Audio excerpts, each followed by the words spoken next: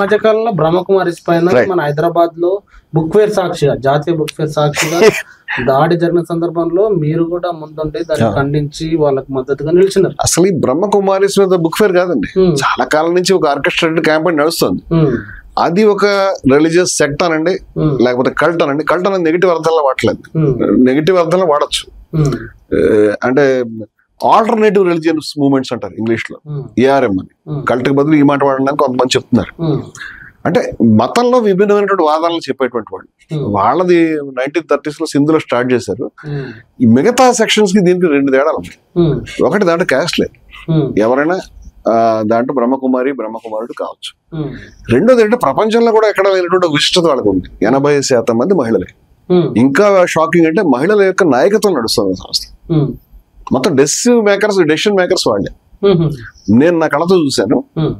మామూలు బ్రహ్మకుమారులు ఎవరైనా ఉంటే కనుక వాళ్ళు ఎంత పెద్ద స్కాలర్స్, పండితులు కూడా, చాలా తెలిసిన వాళ్ళు, చిన్నవాళ్ళు ఏం కాదు. ఏదైనా చెప్పండి, లేదంటే సిస్టర్స్ చెప్తారంటారు. సంస్థ నాయకత్వం ఆడవాళ్ళది. ఆడవాళ్ళ చేతులు పడితే దాన్ని కింద పడేవాళ్ళు.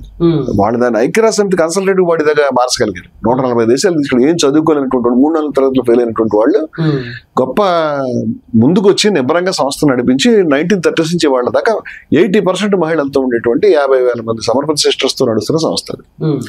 వాళ్ళ యొక్క ఐకాన్స్, వాళ్ళు చూపించే ప్రతీకలన్నీ కూడా లక్ష్మీనారాయణుడు చెప్తారు. ఎగ్జాక్ట్ గా హిందూ మతంలో ఉన్న సింబల్స్ అంటే కొంచెం డిఫరెన్స్ ఉండొచ్చు, కానీ ఎవరికి డిఫరెన్స్ లేదని అడుగుతున్నారు. ఇప్పుడు వైష్ణవంలో జీఆర్ స్వామి గారి సెక్ట్ లో కాల్చి ముద్రలు వేస్తున్నారు. ఎక్కడన్నా ఉందా ముద్రలు వేయచ్చు? సనాతన ధర్మంలో ఇలా చేయొచ్చు అని ఎక్కడన్నా ఉందా? అనేక చోట్ల అనేక సంప్రదాయాలు మనకు ఉన్నాయి. స్థానిక సంప్రదాయాలు ఉంటాయి, బయట సంప్రదాయాలు ఉంటాయి, అనేక సంప్రదాయాలు ఉన్నాయి. ఒక బ్రహ్మకుమారిస్ దగ్గరికి వచ్చేసరికి వాళ్ళ మీద చేస్తున్న వాదనలు ఏంటంటే, మీ వల్ల అసలు హిందూ మతంలో ఇంతమంది కన్యలు ఇలా వెళ్ళిపోతాయి, పిల్లలు పుట్టకపోతే హిందూ మతం తగ్గిపోతుంది, నశించిపోతుంది. RSS లో 1925 కన్నా ముందు నుంచి కూడా ప్రచారక వ్యవస్థ, వాళ్ళంతా బ్రహ్మచారులే. మరి హిందూ మతం తగ్గిపోతాయి. మన సద్గురు గారి దగ్గర, రామకృష్ణ మిషన్ దగ్గర ఒకటేమిటి, 100 సాంప్రదాయాలు చెప్తాం. బ్రహ్మచర్యం అనేది ఒక విలువ. అనేక మంది పెళ్లి చేసుకోకుండా వాళ్ళు ఎవరిని ఎవడో మాట అన్నట్టుగా అయింది. RSS ప్రచారకులు పెళ్లి చేసుకోకపోవడం వల్ల, పైగా వారి యొక్క ముఖ్యమైనటువంటి నాయకుడు కూడా ఎక్కువ మంది పిల్లల్ని కనండి మన ప్రకటన కూడా ఇచ్చాడు. చాలా సభల్లో, హిందువుల సభల్లో కూడా పిల్లల్ని కనండి, నరకండి, ఈ అన్ని మాటలు పిల్లల కన్నా కూడా కొత్త మాట వచ్చింది. అయితే బ్రహ్మకుమారిల మీద చేస్తున్నటువంటి దాడి సద్గురు మీద, RSS మీద కూడా జరిగి ఉండాలి. అంటే హిందూ మతాన్ని తగ్గించడం అనేది జరిగితే కానీ అందరూ పిల్లల్ని కనాలంటే RSS ప్రచారకులు వేలలోనూ లక్షల్లోనూ ఉన్నారు. కానీ వాళ్ళ గురించి ఎవడు కిక్కురు మంటలే. వీళ్ళు తెల్లచీర కట్టుకున్నారు. RSS వాళ్ళు తెల్ల చొక్కా వేసుకుని, నల్ల టోపీ పెట్టుకుని, కాకి డ్రెస్ వేసుకుంటారు. ఇది ఎక్కడైనా ఉందా సనాతన ధర్మం? ఎవరు అడిగాడా? లేదే. తెల్ల చీరలు, తెల్ల బట్టలు కట్టుకునే నేను అనేక సెక్ట్స్ పేరు చెప్పగలుగుతాను. నేను వివరంగా చెప్పాను కూడా. మనకి టైం ఎక్సీడ్ అవుతుంది. అంటే వీళ్ళని ఎందుకు చేస్తున్నా అంటే, ఆడవాళ్ళ సంస్థ కాబట్టి మీరు భరించలేకపోతారని నేను అడుగుతున్నాను. వాళ్ళ మీద లైంగికమైనటువంటి అత్యాచారాల ఆరోపణలు వాళ్ళ దగ్గర అనేకమైన శిబిరాలు ఉన్నాయి. ఏదైతే మౌంట్ ఆబు కేంద్రంగా నడుస్తుందో దాని మీద లేదు ఆరోపణ. వేరే ఎవడ మీద ఉంది. వీరేంద్ర దీక్షిత్ అనే అతని మీద, అతను అబ్స్కాండింగ్ లో ఉన్నాడు, అతను ఎక్కడ పారిపోయాడు. అతని సెక్షన్ మీద వేటాడితే వేటాడచ్చు. కానీ 80% మహిళల నాయకత్వం నడుస్తున్న సంస్థ మీద లైంగిక ఆరోపణ అంటే ఇది మహిళా పోలీస్ స్టేషన్ లో రేపు జరిగిందని చెప్పడం అర్థం లేదు. ఒకవేళ ఐసోలేటెడ్ ఇన్సిడెంట్ ఉంటే దాని గురించి చెప్పి దాని మీద కేసు పెట్టి దాన్ని ఏమైనా ఇది చేయొచ్చు. ఆస్తులు లాగేసుకుంటారు. ఆస్తులు ఎవరు లాక్కోలేరు. కమ్యూనిస్ట్ పార్టీలో కూడా 100 ఎకరాలని మొదటి నాయకులంతా కూడా దాన్ని డొనేట్ చేశారు. చాలా మఠాలకి చాలా మంది డొనేట్ చేస్తారు.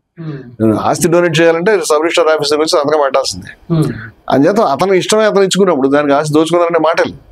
ఏ సంస్థ అయినా సరే తనకి విరాళాలు కావాలని కోరుకుంటుంది. అదే విధంగా వాళ్ళు తీసుకున్నారు. కానీ వీళ్ళు ఓవరాల్ గా మతోన్మాదపు డిజైన్ లో నడుస్తున్నటువంటి వ్యవస్థలో వాడు భాగం కావట్లేదు. వీళ్ళు ఎప్పుడు వాళ్ళ క్యాంపెయిన్స్ లో పాల్గొనట్లేదు. ఆ విధమైనటువంటి మాటలు నరకండి, కొట్టండి, చంపండి వాళ్ళది వినిపించట్లేదు. షిరిడి సాయి క్యాంప్ దగ్గర వినిపించట్లేదు. ఇప్పుడు వీళ్ళ మీద 1 by 1 టార్గెట్స్ నడుస్తుంది. భవిష్యత్తులో అచల సంప్రదాయం మీద వస్తుందని నేను అనుమానిస్తున్నాను. భవిష్యత్తులో అనేక సంప్రదాయం మీద వస్తుందని అనుమానిస్తున్నాను. ఇప్పుడు అవధూతలు ఉన్నారు మనకి, చాలా రకాలైనటువంటి అవధూతలు. వాళ్ళలో కొంతమంది మీద ఇప్పుడు వివాదాలు. ఈ అవధూతల దగ్గర భక్తి ఉద్యమం దగ్గరికి వస్తే హిందువులు ముస్లింలు కూడా కలిసి ఉన్నటువంటి వ్యవస్థలు చాలా ఉంటాయి. కొంతమంది ఎవరు హిందూ ఎవరు ముస్లిం, ఇప్పుడు కబీర్ హిందువా కాదు ముస్లిం అని కబీర్ బందీసి ఉన్నారు. భవిష్యత్తులో నువ్వు సనాతన ధర్మం కాదు, నువ్వు సనాతన ధర్మం కాదని వీళ్ళందరినీ కూడా వేరు చేస్తారు. చిట్ట చివరికి మొత్తం అందరూ కూడా తత్వమసి, అంతా కూడా సమానమే, ప్రతి వ్యక్తి కూడా ఆత్మస్వరూపమే, మొత్తం బ్రహ్మమే అని చెప్పినటువంటి ఆదిశంకరుడు కూడా వస్తాడని అనుమానిస్తున్నాను. ఆదిశంకరుడు కూడా నువ్వు చెప్పేది సనాతన ధర్మం కాదు, వీళ్ళ బ్రాండ్ లో లేని ఎవడో సనాతన ధర్మం కాదు. దీన్ని ఎవరైనా చదువుకుంటారా మాట్లాడతారంటే అదేమి లేదు. ఈ రకమైనటువంటి ధోరణి నడుస్తుంటే హిందూ మతంలో మేధావులు ఎందుకు ఆగి ఉన్నారు, ప్రజాస్వామికవాదులు ఎందుకు ఆగి ఉన్నారు? ఈ వాతావరణంలో ఈ సభలు జరగవచ్చు. ఒక ధార్మికమైనటువంటి ఆధ్యాత్మిక సభల్లో రాజకీయ నిలవంతలు వచ్చాయి. గత పార్లమెంట్ ఎన్నికల ముందు ఇక్కడ ఒక పేరు చెప్పద్దు, మనం యూట్యూబ్ ఛానల్ ఒకటి సనాతన ధర్మం ఒక అంక్లేవ్ ఒక సదస్సు పెట్టారు. దాని పేరు క్షాత్రమో బ్రాహ్మణో ఏదో పెట్టారు. దానికి అందరూ పోయారు. ఎందుకు పెట్టావా అంటే వాళ్ళు ఓపెన్ గా చెప్పారు, క్షాత్రం అంటే ఈ పార్టీకి ఓటేయడం బీజేపీగా. నువ్వు కృష్ణుడు బొమ్మ పెట్టి క్షాత్రం పేరు మీద ఒక మీటింగ్ పెట్టి ఓ రాజకీయ పార్టీకి ఓటేయమనేటువంటి నినాదం తీసుకుని ఓ సభ పెట్టడం అనేది ఇది ఉచితం కాదు. ఈ స్థాయిలో మతాన్ని రాజకీయాలకు వాడకూడదు. కృష్ణుడు చక్రం పట్టుకున్నటువంటి బొమ్మ పెట్టారు, ఈ చక్రం కాదు, ఇది వేలుతో పట్టుకున్నటువంటి చక్రం కాదు, ఆ చక్రం బండి చక్రం. ఎందుకు? భీష్ముడిని చంపడానికి ఆయన మధ్యలో అదొక భారతంలో ఒక రసవత్తరమైన ఘట్టం అది. భీష్ముడిని అర్జునుడు గెలవలేకపోతుంటే అర్జునుడిలో పౌరుషం రావడానికి నీ వల్ల కాదు, నేను చంపేస్తాను అని ఆయన పరిగెట్టుకుని వెళ్తుంటే ఈయన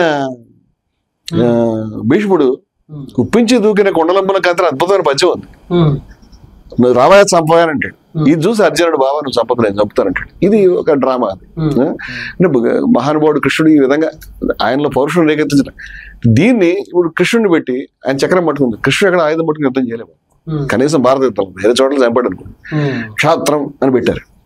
క్షాత్రం అంటే ఎవరన్నా చంపాలి లేదు, చంపని చెప్తున్నారు. మళ్ళీ ఈ పార్టీకి ఓటేయాలి, కాంగ్రెస్ పార్టీ అనేటువంటిది, లేకపోతే ఇది లేకపోతే సెక్యులర్ పార్టీ అనేటువంటి. సెక్యులర్ అనే మాట తిట్టే గతంలో ఎప్పుడు లేదు. సెక్యులర్ అంటే అసలు బూతుగా చూస్తూ సెక్యులర్ అని సిక్ అని రకరకాల ఈ మాటలన్నీ వస్తూ ఉంటే ఉదారవాద హిందువులు ఏం చేస్తారు? దీనికి మతంతో ఉన్న సంబంధం ఏంటి? ఎవరైనా ముందుకు రావాలి కదా. మేము దీని బాధ్యతగా తీసుకుని విద్వేషం అసమానత్వాన్ని మనం వ్యతిరేకిద్దాము. ఇన్ని రకాల ధోరణులు మతంలో వచ్చేస్తున్నాయి.